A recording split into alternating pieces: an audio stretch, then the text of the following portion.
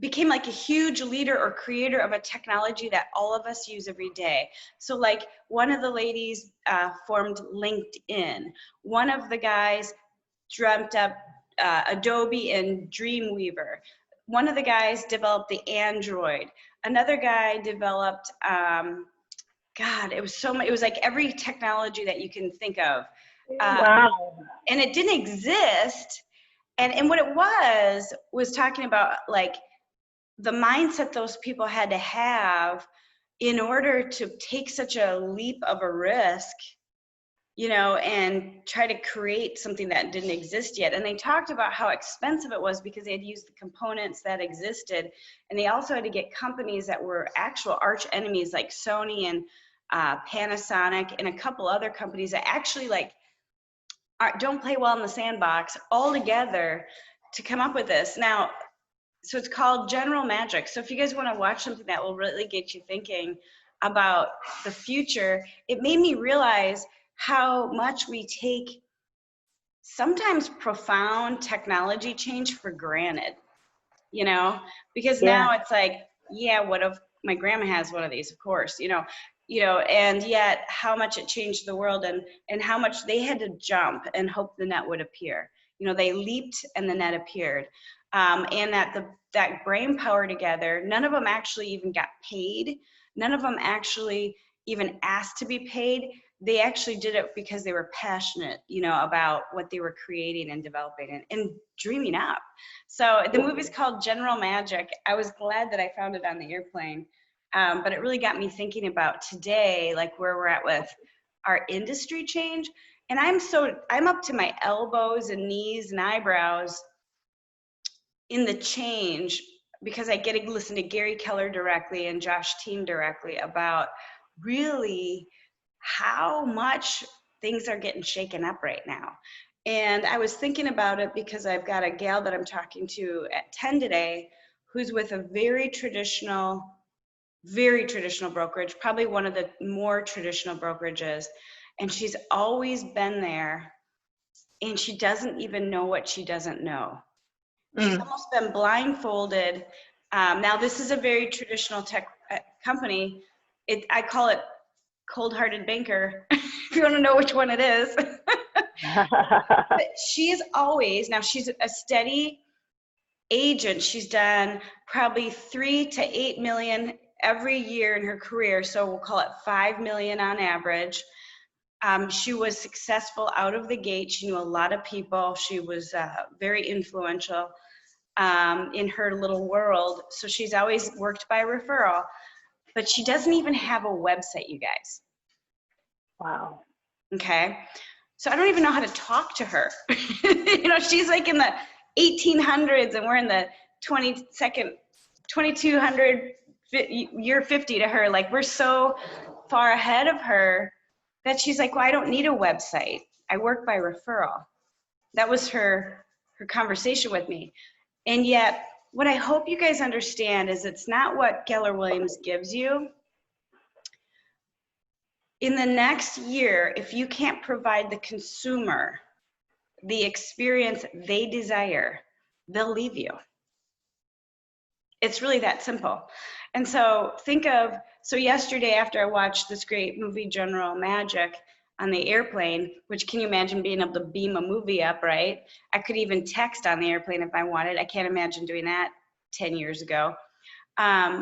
I ordered the Uber and in 4 minutes we had a ride home and we didn't have to pay, you know, like a mortgage payment for our airplane parking, right?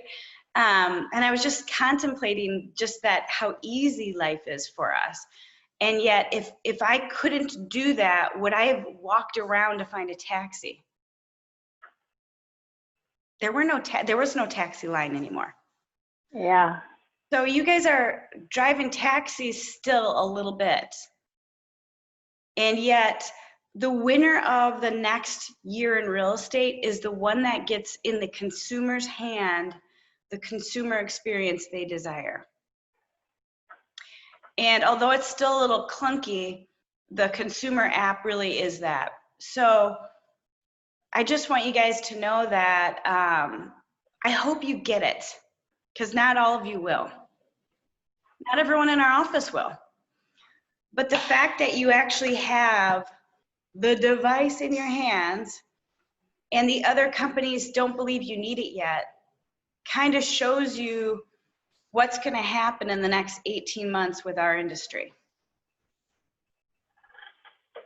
And can you imagine if I was telling you you didn't need this right now? That's what the leaders of the other companies in essence are doing, because they are fighting it. They don't have it. They're not prepared to build it. They don't have the money or wherewithal to imagine it. So I hope you guys get that, because that is the next 18 months.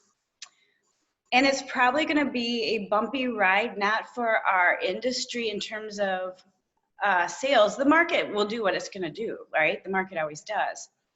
It's going to be wild to see who stays in the game, what companies fold, what big conglomerates merge and change their names that you never thought would happen, what indies or small brokerages roll into our own office. You'll be surprised. You'll be like, what? And the fact is, you already have the device in your hands.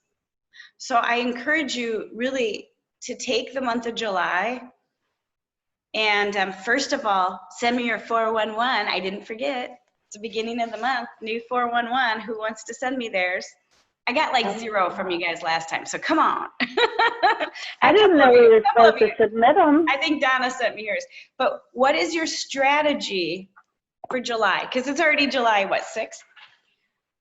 And what I would encourage you to do is add on there that if you need to embrace the tech a little bit more so you're more comfortable, or you need to embrace that stimulus plan that we built for you so that you feel a little more comfortable talking about it or using it, or whatever you need to do to be more comfortable, like saying to the world, I have Real Estate 2.0 in my hand and I'd like to share it with you and I'd love your feedback on the experience. That's what you guys need to do right now. So talk to me about that. What is it? How do you, what stops you guys?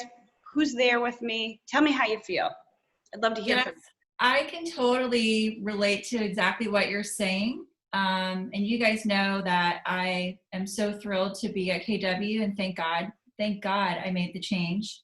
I didn't give up on you. It took me 4 years. It took you 4 years, and I'm forever thankful. But I will tell you, just 4 years ago when I started talking to you, and you're the one who presented the database. So I got that done. So I was a little ahead of the game for brokers that were coming in from other brokerages. Thank you. And back then, 4 years ago, I was being told that social media is unnecessary. Unnecessary. Are you kidding me? So now we have an app, and I came from a brokerage that started tech as well, but you had to pay for it, their own tech. So, I don't think that people understand the true gravity of what Keller Williams is handing to us. And I don't think that, I think it's overwhelming. I think we have a lot of great goodies in our bags. And I think you're helping to work on trying to chunk that up and break it down for everyone the best possible way. And I think our brokerages, but I will tell you that I completely agree with what you're saying, and it resonates for me quite a bit. So that's good to hear. I hope I'm not like a Martian to you guys, like speaking in like tongues, and you're like, what is she talking about? She's sure cheerful, but we don't know what she's talking about.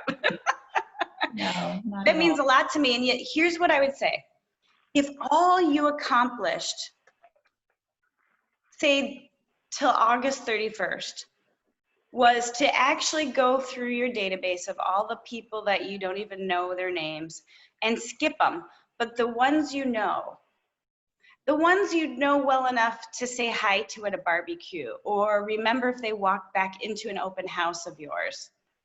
I'm not talking buddies. I'm talking super duper acquaintance or better. If all you did was put them on a neighborhood nurture, and if you didn't really know where they lived, pick a couple cool areas of our market that everyone's curious about.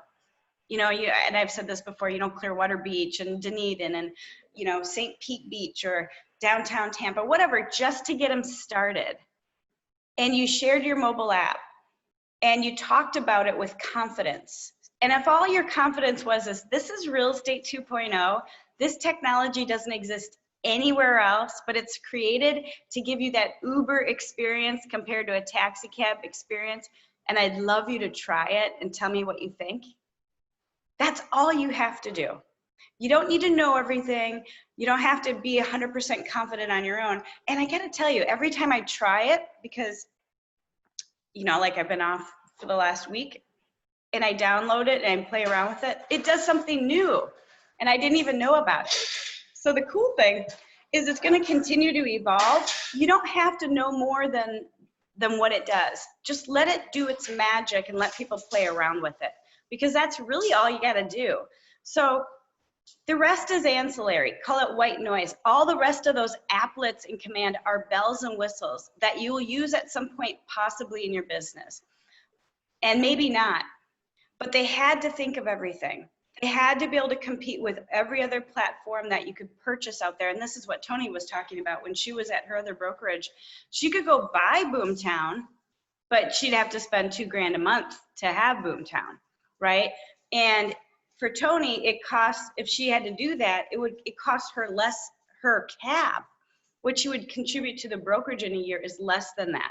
Well, also they had Boosh that they created, and you had to pay for that. And it's crazy. Well, and we whine because one thing gets a little glitchy, or one day one thing doesn't work. Boosh is 4 years behind. So at any rate, I hope you get that. And so it was funny that I ran into that movie on my airplane ride, General Magic, because it really is like we're that much of a progressive trendsetter in the industry right now compared to where the rest of the industry is. And if you guys remember a long time, I used to draw this hockey stick of companies that evolve and then the companies that just kind of disappear. We're kind of at that cliff right now of who stays in the game because they became the company of the future that the consumer demands, and who fell off the cliff. We're there. So we're kind of right there. And I think RE/MAX will make it just because they have a lot of great agents that are really well established and they're trying with Boosh. But when you have a company that's super traditional or a small brokerage that just doesn't have the money to do it, they're kind of dead in the water. Now, I'm going to provide some numbers tomorrow because I've got to pull a bunch of data today, because this month was renewals, right? How many agents didn't renew? Well, this is when it's really interesting when you pull out the Charles Rutenberg and the Align Right Realty and some of these other ones that are popping out. Half of their roster will have not renewed. So there are a lot of these companies that are cheaper. They don't provide anything, but you get what you pay for, right? You pay $300 a closing or whatever. Those agents are what we call the hobbyists. They're going to sell on average maybe 1 or 2 homes a year. What's exciting about this, you guys, is most of those agents will just fold, not renew. They'll give up. And after COVID, I'm just really curious what the numbers are really going to look like, because I think they'll be more extreme than typical. I'm not wishing people fail. I don't want you to hear that. I'm wishing the people that don't take this seriously would leave our industry. And those are those typical people. They're more the hobbyists. And most of them only do 1 or 2 deals. But you add 1 to 2 deals up amongst all those people, that's a lot of transactions that we could have. Those of us that consider ourselves to be professional full-time realtors that, invest in our training and being great at what we're doing and giving the experience of the future. So know that that's really good news for us. Now, in our office, we had 17 agents join us this last month. I mean, we're thriving, and yet you'll see a lot of brokerages are going to be like, they call it like market share grab, where they'll write checks for agents to move. They'll offer money to anybody because they need the body count. They need to keep agents in-house.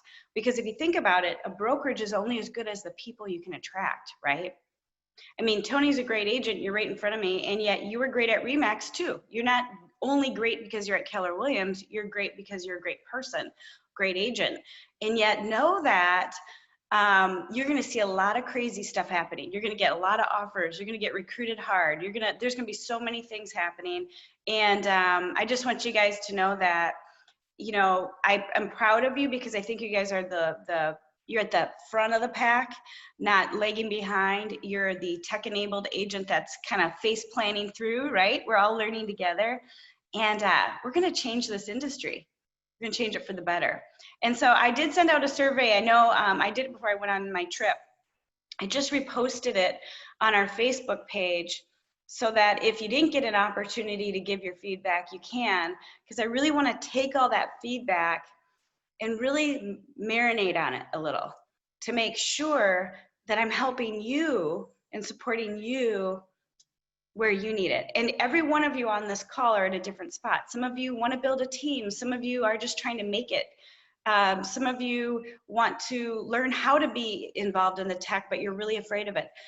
Just tell me how you feel, because that's what I want to do. I want to be able to prepare support for all of you.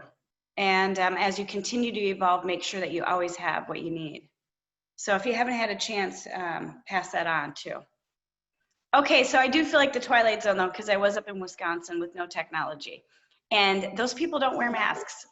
Not one mask. We got off the airplane in Minneapolis, we took our masks off, and I swear not one person had a mask on. Didn't matter if you went to the deli at a store, like a grocery or anything. So you guys got to catch me up. What did I miss? Anything?